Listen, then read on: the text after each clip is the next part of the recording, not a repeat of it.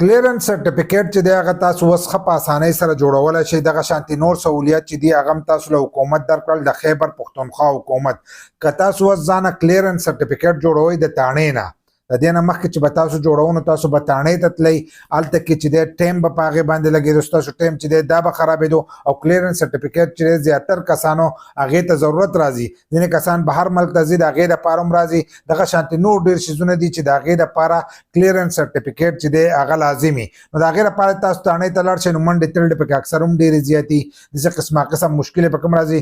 ځینې تاڼو کې پولیس داسې ناست چې هغه د سړي نه روپۍ اکثر اخلي، وایي روپۍ راکړه پلانی چل دی پلانی چل دی، نو په هغې کې سړی چې دی دا پازابی. نو اوس د خیبر پختونخوا حکومت چې دی تاسو له یو نوی سهولت چې دی دا جوړ کړی دی چې تاسو دغه اوس کلیرنس سرټیفیکیټ چې دی دا آنلاین جوړولی شئ. د دې دپاره یو اپلیکیشن جوړ کړی، که په تاڼه کې ستاسو نور هم څه کاري نو هغه نور کارونه چې دي هغه هم تاسو د دغه اپلیکیشن نه چې دی دا کولی شئ. اوس لاړ شئ پلی سټور ته، او په پلی سټور کې چې دی دغه اپلیکیشن د ځان سره ډاونلوډ کړئ، لکه انسټال یې کړئ په خپل موبایل کې. نو تاسو د دغې نه چې دی آنلاین پیدې چې دی دا تاسو اخیستی شئ، لکه څنګه چې کلیرنس سرټیفیکیټ دی هغه د تاسو ښه په اسانۍ سره جوړولی شئ. نو چې پلی سټور ته لاړئ، په پلی سټور کې به سرچ کوئ پولیس سهولت. چې په پولیس سهولت یو سرچ کو نو تاسو ته به دغه اپلیکیشن چې دی دا به تاسو ته راشي، او دغه اپلیکیشن د ځان سره انسټال کړئ او په دې کې ځان له اکاونټ جوړ کړئ. چې اکاونټ یو جوړ کړو نو د هغې نه ډایرکټ چې دی تاسو دغه کلیرنس سرټیفیکیټ هم جوړولی شئ. او د هغو له طرفه وینا ده چې نور کارونه چې دي دا تاسو هم کولی شئ چې په تاڼه کې ستاسو کومو کارونو ته ضرورت راځي